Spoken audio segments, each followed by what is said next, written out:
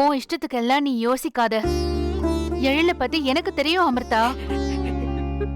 இந்த கல்யாணம் மட்டும் நடக்கலனா அவன் உடைஞ்சு போயிருப்பான். அவன் உன்னை அவ்ளோ நேசிச்சான், நேசிக்கிறான். இந்த நேசிக்கிறவருக்கும் அவர் வீட்டுல இருக்கிறவங்களுக்கும் என்னால எந்த சந்தோஷத்தையுமே கொடுக்க முடியலையே. நான் வேணும்னா எங்கேயாவது போயிடட்டும் மாமா. நிலாவையும் கூட்டிட்டு போயிடுறேம்மா.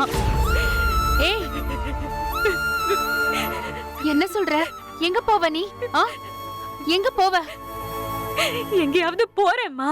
அடி வாங்குவ பாத்துக்க. நான் போனா எல்லாரும் நிம்மதியா இருப்பாங்கம்மா. யார் நிம்மதியா இருப்பாங்க? நீ பாதியில கிளம்பி போறதுக்கா உனக்கும் எழிலுக்கும் அவ்வளவு கஷ்டப்பட்டு நான் கல்யாணம் பண்ணி வச்சேன். என்ன பேசுற அமிர்தா நீ? எனக்கு இங்க இருக்கிறதுக்கே கஷ்டமா இருக்கு.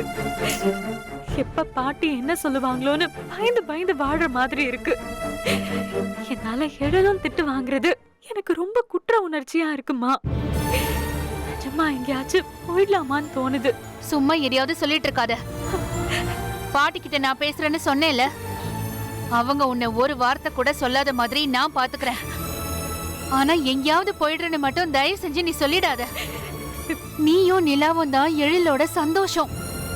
நீங்க 2 பேரும் இல்லைன்னா அவன் ஒன்னும் இல்லாம ஆயிடுவாமா.